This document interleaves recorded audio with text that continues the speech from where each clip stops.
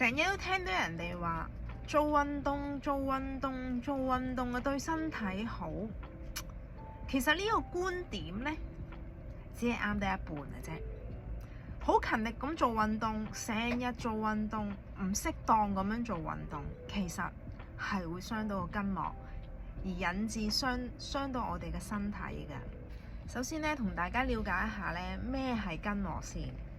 其實筋膜咧就好似一張三維個網咁，遍佈我哋全身，就包住我哋身體裏邊嘅肌肉啊、骨骼啊、血管啊同內臟咁。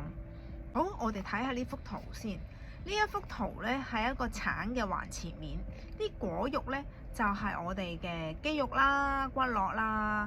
咁而果肉外邊白色嗰一浸包住佢嗰一浸咧，其實就等於我哋嘅筋膜。咁佢會包住咗個果肉，做一個保護層嘅。一張健康嘅筋膜咧，佢係富有彈性啦、水潤啦，同埋咧佢係活動咧流暢嘅。做運動會傷到筋膜，有幾個重點。而家等我一一同大家講下先。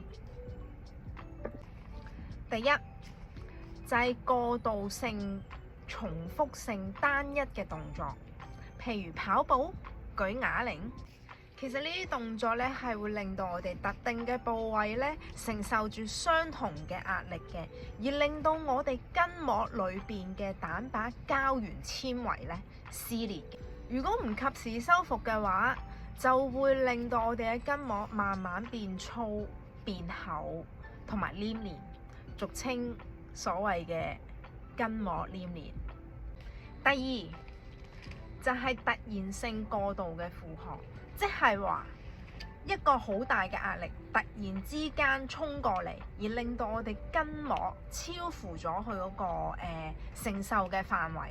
例如舉重啊，或者係突然之間急停啊，呢啲咁嘅動作咧就會咧令到我哋嘅筋膜咧撕裂㗎啦。而呢啲咁樣嘅急性撕裂嘅話咧，係會有劇痛啦，同埋發炎呢啲症狀嘅。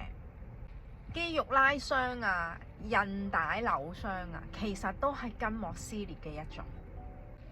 第三就係喺不良嘅姿勢下運動。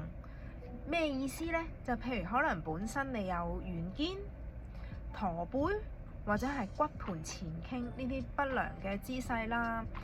咁樣就代表咗你嘅筋膜某啲位置係過緊，某啲位置係過鬆，而喺呢個咁唔平衡嘅身體狀態下運動，其實係會更加令到你嘅筋膜承受住唔應該承受嘅壓力，令到你身體更加容易受傷害。第四就係忽略恢復同埋營養。好簡單咁樣講，就係話你做完運動，你一定咧要俾身體一個適當嘅休息，同埋咧要補充翻水分啦，同埋營養。因為咧筋膜咧係由水分同埋膠原蛋白咧組成嘅。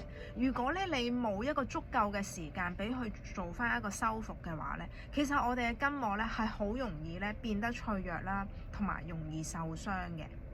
我哋咧一定要做一個智者，要帶住個智慧咧去做運動，咁我哋就唔會咁容易受傷啦。